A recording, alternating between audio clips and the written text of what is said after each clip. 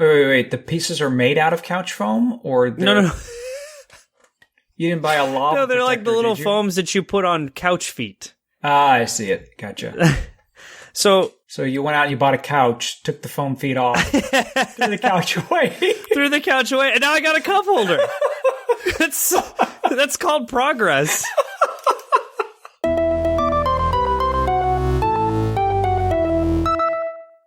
Hello, and welcome to the show with no name, the greatest show on earth for all geeks, nerds, weasels, and waffle-eating lovers. My name is Daniel, a.k.a. Daniel. His name is Brendan, but most of the time we call him B. Brendan, this has been a fun season of the show with no name. And yes, we decided, Brendan and I have talked offline, that we are going to categorize this into a season. We still have a few more episodes before the end of the season. But this has been a really fun season. We've covered a lot of things that I never thought we'd ever get to. Some of which, it's funny because we end up talking about it a little bit more afterwards, and it's like, man, that could have been good for the podcast, but you know, it is what it is. You can only get in so much within a 35 minute timeline. That's true. I can't think of the following mornings or days where I'm like driving into work or I read something on the internet and I'm like, oh my gosh, this is perfect for what we just recorded. But it's too late. Right. It's too late. We don't have a chance to go back. And what I find interesting about this show, and I'll probably talk more about this the next time I get to pick the topic, but one of the things that I think is really kind of interesting is that we didn't really know what we wanted to do with this show. And it's just kind of morphed into this, what it is, and we enjoy it. I mean, it's something that we both enjoy. I think we've kind of mentioned that a few times in the past.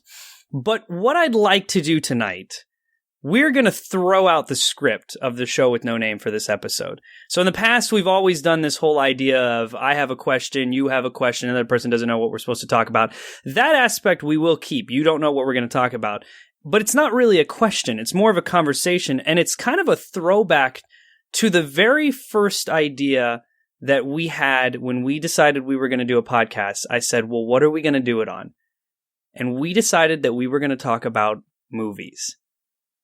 And after a while, we decided, you know what, maybe we're not qualified to talk about movies. But Brendan, I think it's been long enough. I think it's finally time to talk about this. And we're going to spend this whole episode nerding out as much as we possibly can. There's no hiding it. I want to know your opinion of Star Wars Episode 7. I want to know what you liked about it, what you didn't like about it. And we're going to hash this out right here on the show. Now, I already know some of your opinions, and I know that a lot of people are probably going to disagree with you, but there probably will be some people who will agree with you. But we're going to get it out right now. We're going to talk about The Force Awakens. This episode is not long enough to hash it out. You're probably right. There's probably not enough time for us to talk about everything. All right, so why don't we do it like this? Why don't we make it easy enough? Why don't we break it down into something like this? Why don't you say 3 things that you like about it and 3 things that you don't like about it? And you can do it in any order, and I'll do the same thing. That way we can kind of hear just a little bit of, we can talk about some of the highlights, but also bash it a little bit in some aspects. Okay, that's good. It's funny because I had actually thought about this topic during the week, thinking, I wonder if I should ask Daniel. Let's just do Star Wars. Talk about it. The most recent one. So I'll go with 3 things that I like first, if I can come up with 3. Number 1. Oh no! The thing that I loved about it, that I absolutely loved about the movie, was Rey, and I forget the actress's name. Daisy Ridley was phenomenal. She was great. In fact, a few days ago, I saw an audition tape for her when she was auditioning for the role of Rey. And I forget who, I think it was maybe J.J. Abrams or somebody else who was there. And it's the scene where she is strapped to the chair table thing, and Kylo Ren has got like his hand on her. And yes, he is trying to like read her thoughts or something. Mm-hmm. So yeah, I know what you're talking about. Right. So someone is reading his part and has got his hand on her head, and she's down and she's acting her lines. And I believe it was J.J. Abrams said he was so impressed about how quick she threw this emotion, this switch, and like the emotion came out and she was crying. Like I think she dropped a tear or something like that. Yeah. And so he goes, okay, that's impressive and all, but let's see if you can do that again. But he was thinking all this in his head. So he goes, all right, cut. Okay, let's do this. Let's do the same scene again. So he does the same thing. And he says, just like that, boom, she's dropping tears again. It's crazy. And I'm like, of course, man, she was just a great, I thought she was a great, I don't even know what else she was in. Or if she was anything else? I don't think she's been in another movie, to my understanding. And I know there's probably going to be some people who listen to this and say, "Oh my God, I can't believe you don't know what she's done in the past and stuff." Listen, this is exactly why Brendan and I decided not to do a movie podcast. We don't have enough knowledge about movies. We don't even have enough knowledge about the movies that we enjoy, let alone the ones that we hate. So there's. Not to mention, we are also, there's a difference in the age between me and Brendan. And so we like, and not to say that changes what our likes are, but Brendan knows movies that I've never seen before and never heard about. And I've seen movies and studied certain films that he's never heard about and doesn't know anything about. So there's no way that we could have done that. I mean, we're not movie aficionados by any means. Right. There's no point in me saying, oh, it's a lot like movie X, and you're like, I don't know, and vice versa, right? And you're like, so when I saw it, I'm like, I don't know who that actor is. No idea. Right. So, all right. So Daisy Ridley, yeah, to my understanding, no. I don't think she's been in anything before. I think she was like a theater performer or something like that, but I don't think she's ever done a movie. And it was the actor for Kylo Ren was, right? He was a theater actor. Yes, he was. He was a thespian. Also. Yes, a thespian. Yes, from Juilliard, if I'm pronouncing that correct. Yeah, is where he went to. So, and it's crazy too because his story is he was in the Marines prior to Juilliard, and then he went to Juilliard because he wanted to be an actor, and then now he's an actor, and now he's in probably not one of the top grossing film of all time. Star Wars The Force Awakens, probably mainly because of how great the original Star Wars were. But anyway, okay, so Daisy Ridley. So let me give you one of mine. I don't want to second the same thing, but Daisy Ridley was probably one of mine in there too. Her character, I was rooting for her the whole time. Okay, but in fairness, I don't want to do the same. I don't want to say the same thing. I'd rather. So. One thing I will applaud it for, and a lot of people have already done this, so we're not going to be the first people to say this, we definitely won't be the last, is the way in which the film was filmed. It wasn't done on digital. There were very few CGI scenes. A lot of work was done on real sets with real props and real people and real film. And it felt real. I loved that aspect about it. I definitely felt a lot more immersed in this world than I did in really any of the Star Wars movies. And I've seen a few of them on repeat in the movies. Like you go back and you watch them in the theaters again. They have every now and then they'll play them in the movie theater. But for whatever reason, this one in particular, I definitely felt like I was in the movie. So that's definitely probably one of my favorite things about the entire film. Everything is, I don't say everything, but thinking back out of it, everything is either on a set or right. Mm-hmm. So there's the running through the forest. There's that sort of forest battle there by the ocean lake, whatever the heck that is. Mm-hmm. There's the desert scene. There is they're inside, and I saw a photo, I think it was the other day, I think it was on Imgur, of the original set of the Millennium Falcon where Luke Skywalker is fighting, or he's training with the blinder shield, and he's training against that little droid thing, which apparently is a miniature BB-8, and it grew up and something, I don't know. What? Right? Because it's this little tiny circular Yeah, I got you. And then 20, 35 years later, it's now BB-8 with the little thing on the top of its head. And then they showed the Millennium Falcon in the episode 7, and they're practically, I don't want to say tit for tat because there's a few changes to them, but as a whole, it's like, hey, that table's still there, the couch is still there. Then there's some changes and whatnot. But thinking back, so they're all in these, right? So they're in a bunker or they're in that Death Star base or whatever the heck that thing is, right? So there's not a reason and a need to have a whole bunch of CGI graphics. And thinking back, there wasn't the big space fighter scene. Like, there wasn't. In the original 3, episode 4, 5, and 6, right? In episode 4, there's a big dog fight for the when they're fighting the original Death Star. And in this one, episode Empire 7, Strikes Back, you've got... Yeah, because the emphasis is not on that fight. The emphasis is on Han Solo, what happens to him. The emphasis is on can Finn find Rey? Can they get out of there in time? Right? So there's boots on the ground. So there's that thing. So I really like that. And in that aspect, you are immersed into the story a little bit more because you're following along with these characters as opposed to being separated out in something that you don't fully understand. Exactly.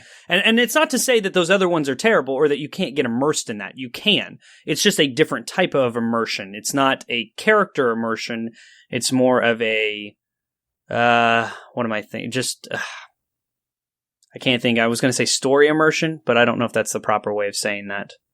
But yeah, anyway, that's one of my favorite things. It felt real the whole way through. So in contrast, then, what's something that you didn't like about it? Wow, there's so much. So as a whole, I give the film a C+. That's what I give it.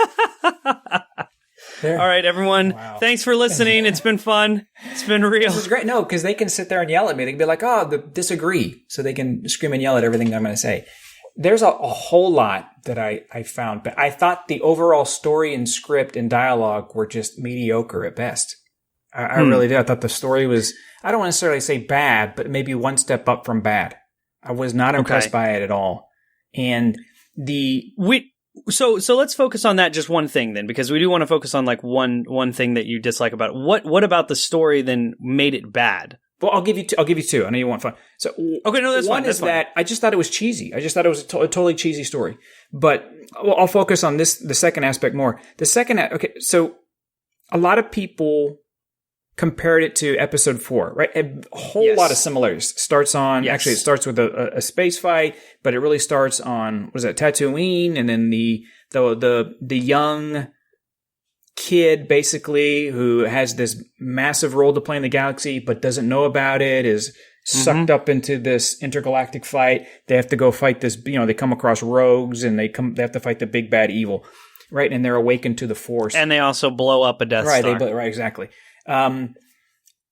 So in episode 4, everything is tied up at the end. It stands on its own. Episode 7, there's all these questions that are left hanging, right? And I know to some degree they wrote it with the intent of, there's going to be an 8 and a 9 and they'll answer all that. And I'm like, no, don't do it that way. And so I think that's one of the reasons people hated episodes 1, 2, and 3. Not so much 3 because 3 wrapped everything up, but I think that's one of the reasons is because you have 1, which is going to lead into 2, which is going to lead into 3, but with the original, you have 4, which is all by itself. 5 was pretty much all by itself with the exception of, we got to go get Han and Luke had his hand cut off. And then episode 3, which would be 6, which sums it all up. So wait then. So let me ask then, because I'm curious. You say that one of the biggest reasons why you don't like the story is because in comparison to A New Hope, the biggest difference one of the biggest differences in your eyes, and I don't want to put words in your mouth, so I don't want to say that this is what you're saying, but that's what it sounds like you're saying. It sounds like one of your biggest complaints about it is that there are so many cliffhangers and so many questions that you don't know answers to. And I get that. I get why you would say that, and I get that that is not always the most appealing way of ending a story. But in contrast, though, not in comparison with A New Hope, but rather The Empire Strikes Back, which is still, to date, the most popular Star Wars film of all of them. It still has the highest ratings. Ends on a huge cliffhanger of not knowing what the heck is happening to Han Solo. I did mention that, right? Yes, no, you mentioned that, but then why do you say that A New Hope, so is it because there's too many questions and not just like one simple? Two things. So we're comparing apples and giraffes here. Because Star Wars came out and it wrapped everything up, right? It was a nice, neat little movie. That's true. And then they realized, hey, we can make a story out of this. A franchise. Right? So now they can make a Star Wars 2, and then we don't have to close this. It was like Pirates of the Caribbean, right? The very first Yes. Pirates of the Caribbean, boom, movie, Closed everything out. Shut up, done. The second Pirates of the Caribbean, I think I saw it with you and your brother and a couple other people. Probably. And at the end of the movie, it's like, hey, how's it going? Get ready for Pirates of the Caribbean 3. And I just sit there going, wait, what? I had no idea that this was just a big preview for the next movie. And in episode 7, there were so many, I think it was bad. Again, it goes back to my first point was it's bad writing. Like, why are they looking for Luke? Well, that's explained in the crawl. No, come on. That's cheap. That is totally cheap. And that's a cheesy, bad writing. And that still doesn't explain to me why they're looking for Luke. Why does R2-D2 have part of the map and nobody's really been able to hack R2-D2? How did they get Luke's lightsaber? And people are asking, where's Rey from? And I'll be honest with you, I don't really care where she's from. I don't care who her parents are, right? Can we stop having everybody related to everybody else? Can we start right? Because like, okay, so Anakin was this guy, and he happened to have he built C-3PO, and R2-D2 he ran into him when he was in Darth Vader. He does a bang, and this guy's name was Boba Fett, and and then hanging out with my good buddy from 4th grade, Greedo, and I'm like, all right, stop, please, just stop. So I understand some people are like, well, but they kept throwing all these things in there, and I'm like, what? And I think to some degree they said, hey, and I may be wrong because, look, I don't know them. I'm only thinking for them, right? Thinking what I think is like, hey, we can answer these or we'll leave them for someone else to write these movies and they can answer them in episodes 8 and 9. To me, that is bad writing, right? As a writer, you don't just throw crap out there and go, whatever, we'll solve that later. You can do things like that they did in the first trilogy, right? 4, 5, and 6, where they say things like, a bantha herder or whatever, and you're like, what the heck is a bantha? But you don't need to know because it's a colloquialism, it's a slang, like you scruffy nerf herder, right? I don't need to know what a nerf herder is. I don't even know what a nerf is. That's cool. But if you're telling me like, hey, when Han Solo says, yeah, well, that bounty hunter we ran into on Ord Mantell changed my mind. Perfect line, right? It's a throwaway line, but it's perfect because it fits with his character. Okay, Ord Mantell obviously is some other place. It's unimportant to the whole scheme of the right. If you took that line, but it makes it seem real. Exactly. I ran into a bounty hunter. There's a bounty on me, right? I get those lines, but if you start doing things like, hey, oh yeah, I happen to have, hey, where'd you get this lightsaber? That's a question for another day. Yeah, okay, I get it. You're under attack, and hey, let's sit down and have a beer, and I'll tell you how I got Luke Skywalker's. No, I just find that to be. It's everything just so. It's like trying to throw everything in. They took a garbage can. They did throw a lot. Yeah, they threw everything in it, and they just shook it up, and we're like, "This is what we got." So let me get to my point of what I found bad then, because you that dives right into the one thing, like the number one thing that I hated, fan service. Yes, there was way too much fan service. I get that you want to bring characters back, but listen. Having Han Solo, having Princess or now General Leia, and having Luke in the movie is enough fan service for me. I don't need anything else. You do not need to show me we don't have to go to Tatooine again. We don't have to go to Coruscant again. We don't even have to see the Millennium Falcon, and I am totally fine. Say Han Solo was a smuggler and a gambler. Say he lost the Millennium Falcon in a gamble, and now he drives a Ford F-150. I don't care. I don't need to know what about the other things. Right? You could do it. I wouldn't care. Right? Exactly. Yeah, exactly. That's the other thing, is a lot of people are saying, oh, well, some of the big characters from the old movies are back. How come Lando didn't come back? I don't give a crap about Lando, all right?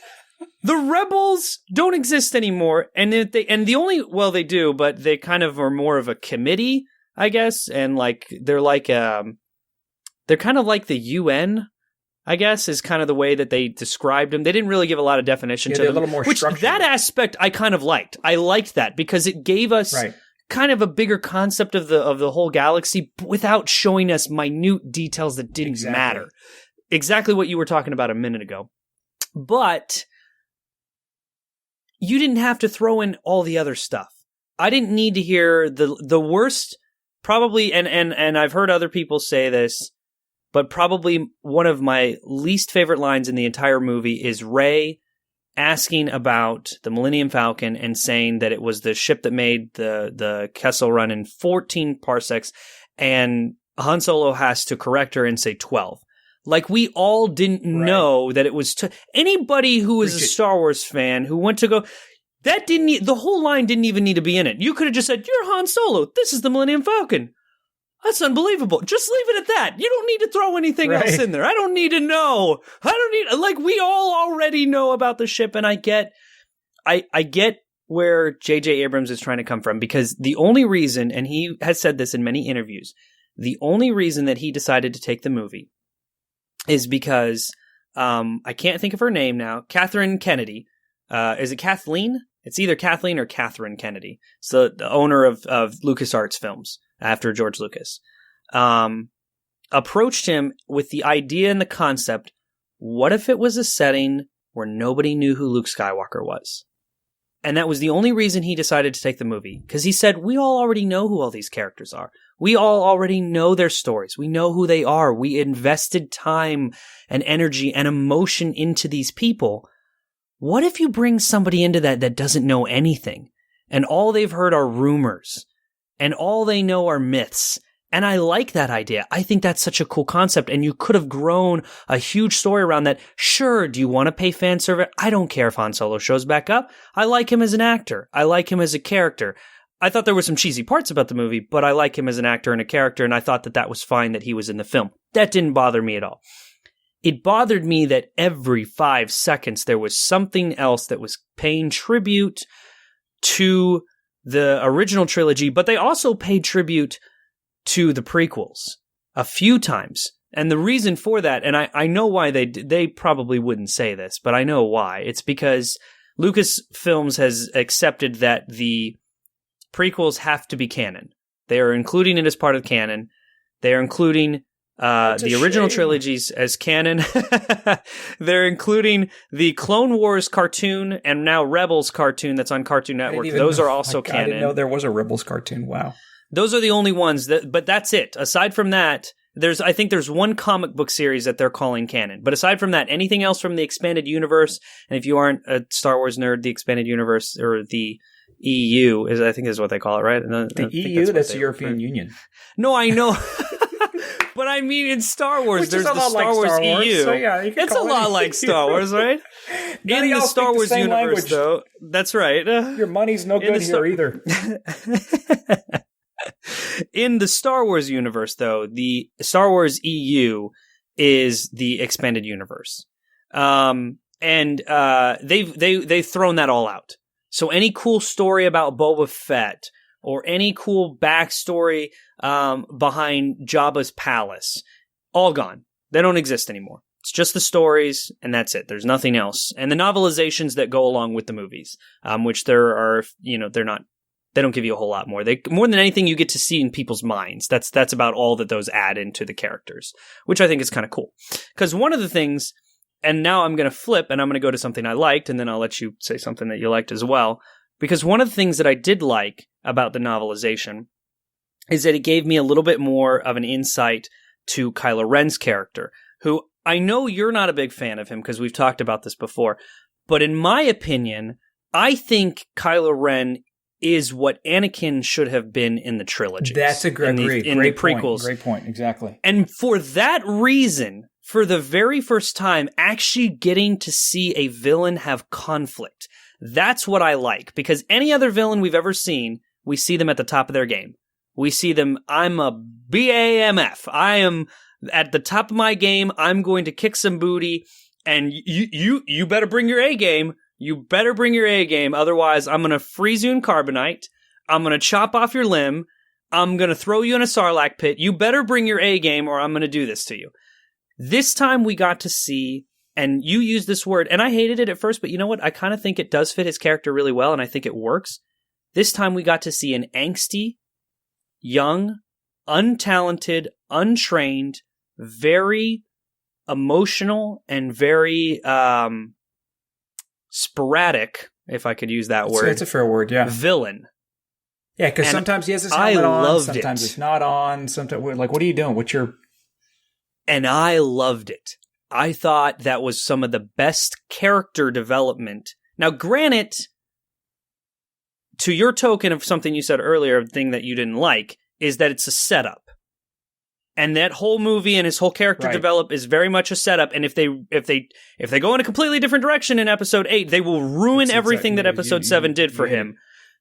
They will ruin everything. But in the thought process that he is going to come back and he's going to be a bad dude in episode 8, which everyone's expecting him to be, I think it was the best character development. And I wish that was Anakin's story. I wish that was Anakin's character. Because that's what he should have been. I agree with that. That's an excellent point. That's so, because Anakin was just awful. It was awful. I want to, after everything that you've told me about the actor who plays Kylo Ren, right? You told me that like he would do he would perform for the military, right? Because in the military, when they're overseas, they just get women. And he said that there were so many men who were like, hey man, look, I love the female body just as much as the next guy, but I want something else rather than just half naked women dance around. So he's like, hey, so he was really encouraged that, hey, I go and I put on these plays for GIs overseas and all this. And it wasn't just that. I mean, every now and then they get like rock bands too. Right. No, that's true. He just didn't think it would work. Like he's like, who would come out and watch? For those who don't know what we're talking about, the character by Kylo Ren, Adam Driver, would perform theater performances at USO shows and things like that, which is incredible. But anyway, I'm sorry, I didn't mean to interrupt you. Continue. Like mad respect for him as a person. And then there's also off topic, but there's the Lieutenant Dan Band from Forrest Gump, the Gary Sinise, right? And played Lieutenant. I think Dan? That's his name. Anyway, so but you're right. So it's Gary something. So a lot of the GIs were like, hey, it's great. And you know what? The women who are serving overseas now have something to see rather than just. Anyway, off that topic. I wanted to like him, but when it comes to my Star Wars universe and my epic movies, i.e. like Lord of the Rings, similar movies along that kind of a line. I guess The Hobbit also is that sort of thing, but I kind of, The Hobbit's one book. They cut it into 3 movies. I've only seen one. I only saw the middle one, so it tells you what kind of a movie guy I am. I want there's those movies where there's the good battling the evil. I want my bad guy to be a bad guy that I am absolutely petrified to go fight. And I never felt that in this episode. I never, what do they call it? The First Order, right? Is the First Order? Yes. I thought the head general conductor. General Hux. So it's a general. So obviously there's somebody, Snark's over him, or Snoke, or Captain. Oh, you're talking about I know who you're talking. Your Supreme Leader Snoke. So I'm not talking about that, but so that guy is. You're talking about the general. I'm talking about the general, but guy. my first thought was, General if Hux. he's a general, there's got to be someone who commands generals, but that's okay. Yes. So, but that guy, the general, I just thought he was a horrible character, right? His acting was bad, because every time you saw him, he's just, open the fire drum, guns, dragons, whatever. I don't know. It's just like, just fire the lasers. He's always just like screaming, and it was like, I'm insane. And it was just sort of like, it to me, it was like, you are a one-dimensional piece of paper character. You're not a Darth Vader. That's fair. You're not an emperor. Fair. You're not and Darth Maul. Well, in contrast, you would have to compare him to someone like Grand Moff Tarkin, which again, excellent. It doesn't matter, but still doesn't matter because Grand Moff Tarkin was much better. I like his Grand character Moff Tarkin, much better. Perfect bad guy.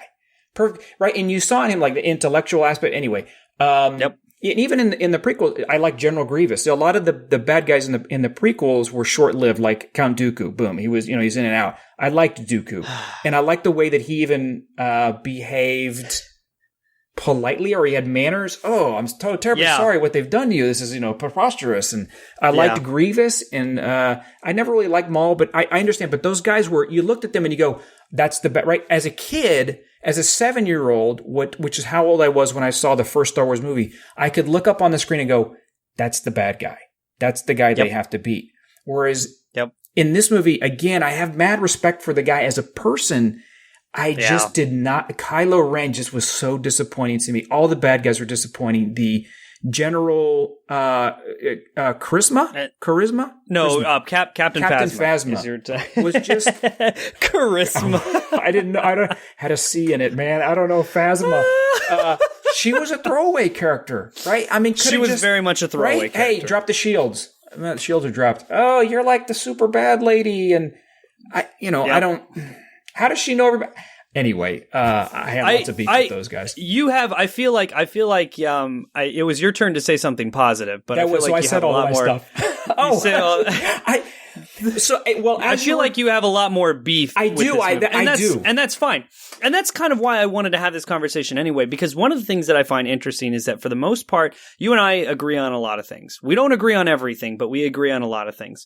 But when it comes to art, any form of art, I find it interesting that if you and I disagree on something, we'll probably fight to the death just to prove that what we think is art is correct. And I don't mean this of you and me in general. I mean this of anyone, type of thing. You talk to anybody, if they think something is worth recognition because it comes from an artistic standpoint, they will fight to the death to prove that. I know people who recommend that I watch certain TV shows. I don't want to name any right now because I don't want to dive into anything right now. I know, but the same thing. I know so many people who, and if I don't give it the chance, that I will never hear the end of it. Right. They will constantly tell me about it.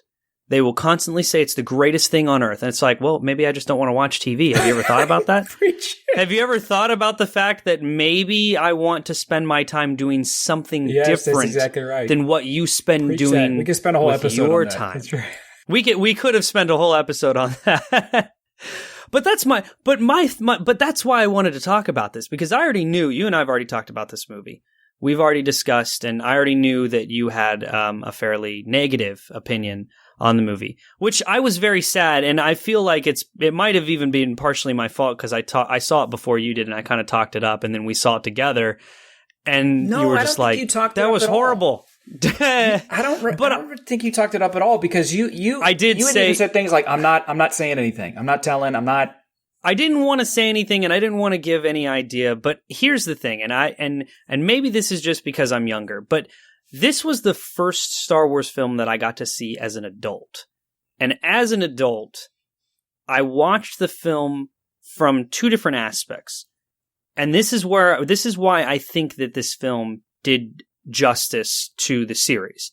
Don't get me wrong, it has a lot of flaws. It is not a perfect movie. Right. I will never claim that it's a perfect movie. There's a lot of things that they did that I wasn't fond of, but whatever. Doesn't really matter. The two things, I saw it from two different aspects. The first aspect that I saw it from was from an artistic standpoint. Since I've studied film before, I saw it from a film aspect, a story, characters. How did everything wrap up in the end? How did they get to this place? How did they go from one shot to the next shot? There's still one swipe in the movie, like from one shot to another one. That's still, I've seen the movie now like 6 times. Pisses me off every single time. It's hard to describe, but there's a scene where they're on the Millennium Falcon and they just escaped Jakku. It's Rey and Finn, and they're on the Millennium Falcon. They just escaped Jakku, and all of a sudden something explodes, and they go, "Oh my God, what is it?" And they run over to go take care of what it is, and they wipe the screen right then. What? I wanted to know what was going on over there. Don't show that. You could have. Right. There could have been something different. And Star Wars is notorious for that type of and that's how it was edited originally. Is they did the swiping factor, like you have different. Almost all the transitions are swipes, which is fine. I don't care. That doesn't really bother me. But the swipe goes down the screen and makes everything disappear right when Rey is about to show you what the heck is going on. And to this day, as an editor, as someone who enjoys editing film, I look at that and I say, that's wrong. Now, everyone edits differently, and I will give a lot of credit to the film for a lot of other editing things that they did. I thought there was a lot of cool things in there. But anyway, I'm getting way off topic. That's the first way I saw it. I saw it as an adult, and I appreciated it because I felt invested into it a little more than I did when I was younger. But then on the flip side, I saw it from my kid's side. I looked back at who I was when I watched the originals and remembering what those meant to me and meant to my dad and meant to our family, because we'd watch them on Saturday mornings and at the end of the day, even if it wasn't a perfect movie in my adult life, it was a fun movie from my kid life.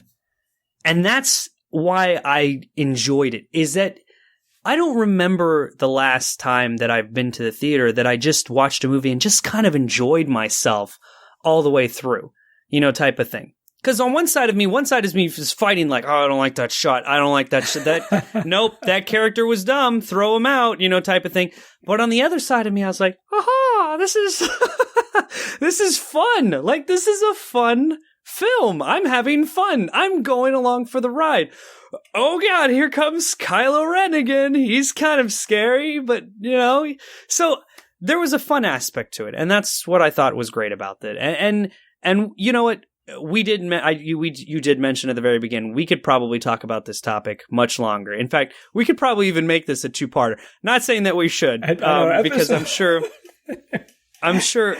people. Well, we can if you want to. Maybe we'll have to have a revisit of it after, if we get any flashback or something. Maybe people will listen to this episode and they'll be like, I want more answers, Brendan. Why do you hate it? Or something like that. Like, you need to tell us why. Give me answers now. I have lots of them. Okay, real quick. You were talking about how, hey, I'm here, I'm along for the ride, I'm having fun. Yes. I felt that way during Avengers, the first Avengers. The whole time I'm this is right. You're a popcorn movie. You're just I agree with that. I never had fun during this movie. Never had fun. And I haven't seen any of the other Marvel Avengers movies, right? I heard they're not worth it. The Civil War, the Age of Ultron, the Captain America I don't know anything 13, about the Civil War. I haven't seen any of them. But I still love that one. Yeah. I was like, this was great. The first Avengers movie was a fun ride. Yeah, it was. I'll admit. That was a fun ride. And to be honest with you, it's probably the last one that I will really give it the benefit of the doubt, because after that, not to say that you can't repeat it and have fun again or anything like that. It's just Marvel is kind of in a perfect world right now where they can kind of do whatever they want and get away with it right now because they've made so much money, which I don't like. I don't like having the past just because you have so many characters that all of a sudden out of nowhere are popular. Superhero movies are suddenly popular. But the thing I don't like is that a lot of the superhero movies are sacrificing story for reveals. I don't like that either, too. They're just revealing characters and they're like, oh my God, now Captain America is fighting Iron Man, which I get. I understand that was from an original concept from a comic book, but it doesn't matter. So let's tie this back into Star Wars. I think the reason Avengers was fun, and for me, Episode 7 was not fun, goes back to one of my very first points, writing. If you don't have good writers, you've got a bad sense, right? So Avengers was written well, because think about it. Okay, so we have this guy Hawkeye. He's a bow and arrow, and he's not anybody's favorite Avenger. Maybe 2 to 3% of the people. He was actually my favorite Avenger back when I read comic books. He was my favorite Avenger. But you're right. He's not the draw to the movie. But they wrote him into the movie perfectly, right? They had 5-6 people, and they all had their roles perfectly, and you just sat there and you thought, yeah, there was Hawkeye, there was Black Widow, there was, right? Nobody seemed to, quote unquote, shine more than anybody else. I guess, Robert Downey Jr. did well and whatnot. But then you come into the Star Wars one, Episode 7, and it was just like I said, it was like someone just took a dump can, like a dumpster, and just backed it up and went, Foomp, and here's your movie with all the characters. And it goes to what you were saying was the fan service. I have to throw in Luke Skywalker's lightsaber. I got to throw in Han Solo. Like, Han Solo has never shot the bow Stratocaster that Chewie has, whatever that thing is called. And even if he's never shot it, he's never seen Chewie shoot it. Right? So he has no clue that thing can blow up. And I don't even think he hit the guy, did he? He just aimed in the direction, and the stormtrooper he hit the dirt in front of him. 900 stormtroopers, one stormtrooper dies, and he turns around and he's like, I got to get one of these. And 900 or one, it was somewhere in between those numbers. It's not a very big difference. The end of 300 and the beginning of 300. That's right. The beginning of 300. That's right. Well, let's do this, because we're coming up here on I don't want to make this too lengthy. If we do want to talk about this more, I think we should revisit it in another episode. But let's do this. Final recap here. You don't have to shorten it to like 10 seconds or anything like that. Final recap here. Brendan, would you recommend this movie to others? Yes, no, and why? Oh man. That's hard. I would tell them, if you really, really dig the Star Wars universe, go watch it, right? If you can't, if you're love that, but I would not dissuade anybody from watching it. Let me put it that way. I wouldn't say don't go watch it. I would say so. And let me. I have hope for episode 8, not for Rogue Squadron or any of the other silly thing. I have hope. I'm not excited about the anthology because series. of Rey. Because of Rey's character, that makes me want to come back and go. Okay, I want to see Daisy Ridley again. What are you going to do with this character? Everybody else, I could care. Like if they, I know you're going to be in the theater. How dare you do that to Rey? Yeah, Rey's dead in the first 8 minutes. I'm walking out, just throwing popcorn. It's like, all right, I'm done. Just. So even though there were lots of it, I didn't hate it, right? And I think I even made the point of telling you that when we first were talking. Yeah. I give it a C+, and as much as I find wrong with it, I would never dissuade somebody from watching it. You still give it a passing grade. Yeah, I mean, it's still got a passing grade. There's a lot of movies out there I'd be like D, and I never watched it. D gets a D or an F. Yep.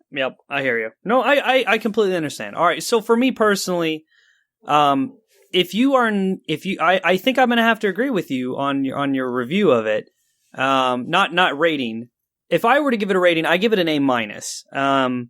I don't think it was perfect. I think there was a lot of fan service that was thrown out. You know what? It might even be a B+. But there are some things, there are some aspects, and there are some things that they went to great lengths to make it so authentic that makes me want to give it an A- versus a B+ just for that. Just for the extra effort that they went. And I get that it's Star Wars. They have tons of money. They can do whatever they want. Whatever.